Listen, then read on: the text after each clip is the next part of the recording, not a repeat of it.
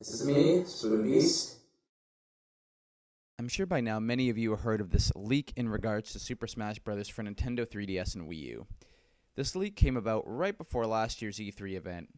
In this leak, the anonymous insider revealed that 6 new characters would be unveiled for the new Super Smash Bros. Game. These characters were as follows: an Animal Crossing guy, as he put it, Mega Man, the Wii Fit Trainer, Little Mac, Miis, and Pac-Man.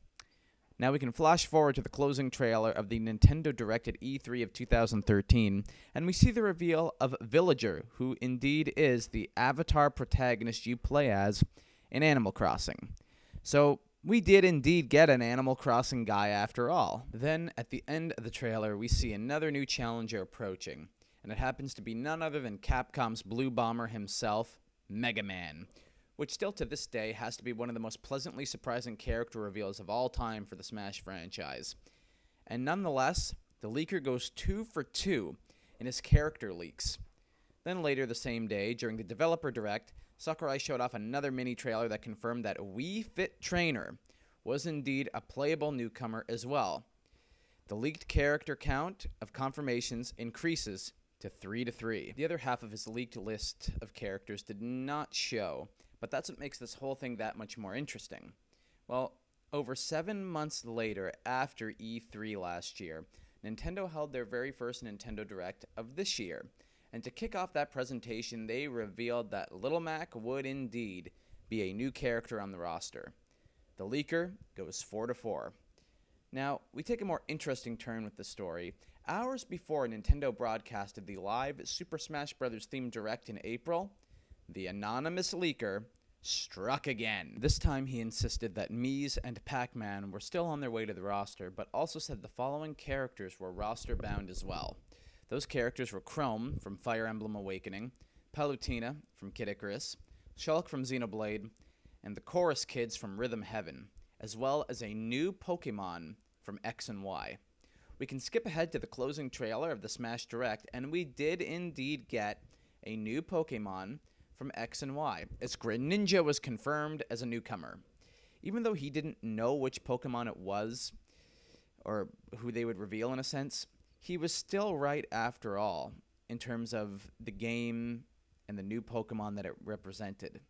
And as a result, his leak, correction rate, increased from 5 for 5 in just a matter of hours. Now we come to E3 of this year and kick off with the Nintendo Digital event that we were shown.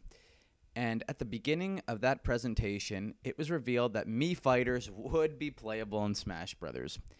Successful leak count bumps up to 6 for 6. At the end of the digital event, we got another newcomer as well, that being Paluena, who is a character from the new list leaked before the Smash Direct. Can we say 7 for 7 successful leaks? And if that's not enough, later in the same night, during the Nintendo Roundtable, Pac-Man was officially and finally confirmed to be in the game as well, and just like the Mii fighters, was confirmed 1 year after being leaked by the Gematsu source. And as of right now, this source is 8 for 8 and has yet to be wrong about a single roster member he's mentioned. As of today, there are only 3 characters that have been leaked that have not been either confirmed nor denied for this game. Those, of course, are Chrom, Shulk, and the Chorus Kids.